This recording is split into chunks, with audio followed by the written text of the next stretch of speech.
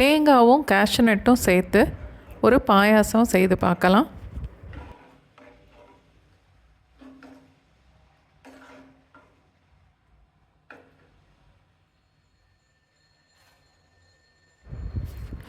Cashew nut, அரிசி ரெண்டையும் ஒரு கிண்ணத்தில் சேர்த்துட்டு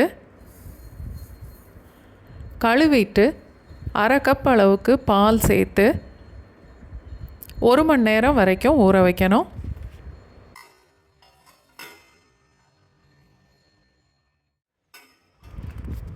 ஊற வச்ச கேஷ்யூநட், அரிசி ரெண்டையும் அந்த பாலோடவே ஒரு மிக்ஸி ஜாரில் மாற்றிட்டு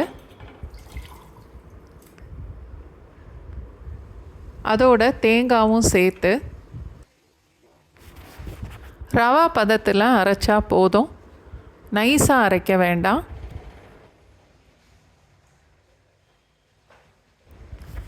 இதில் 3 கப் அளவுக்கு பால் இருக்குது. அதை ஒரு பேனில் சேர்த்துடலாம். அதோட அரைச்சி வச்சுருந்த அரிசி, கேஷ்யூநட், தேங்காய் எல்லாத்தையும் சேர்த்துட்டு மிக்ஸியை அலசி ஒரு அரை கப் அளவுக்கு தண்ணியும் சேர்க்கலாம்.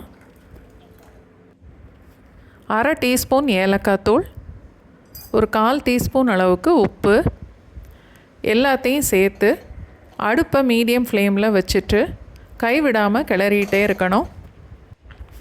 எல்லாம் சேர்ந்து கொதிக்க ஆரம்பித்ததும் அடுப்பை லோ ஃப்ளேமுக்கு மாற்றிடணும். 2-3 நிமிஷம் வரைக்கும் லோ ஃப்ளேம்லேயே விடாமல் கிளறிக்கிட்டே இருக்கணும். இப்போது அரிசியும் வெந்துடும், பாயாசமும் கொஞ்சம் கெட்டியாக மாறும். இப்போது சீனியை சேர்த்துடலாம். சீனி சேர்த்து அது கரையும் போது பாயாசத்தோட கன்சிஸ்டன்சி கொஞ்சம் தண்ணியாக மாறும்.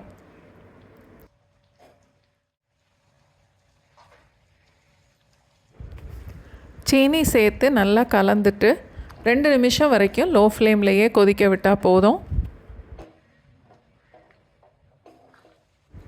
தாளிக்கிற கரண்டியில் 1 டேபிள் ஸ்பூன் அளவுக்கு நெய் சேர்த்து அது நல்லா சூடானதுக்கப்புறம் அடுப்பை ஆஃப் பண்ணிடணும்.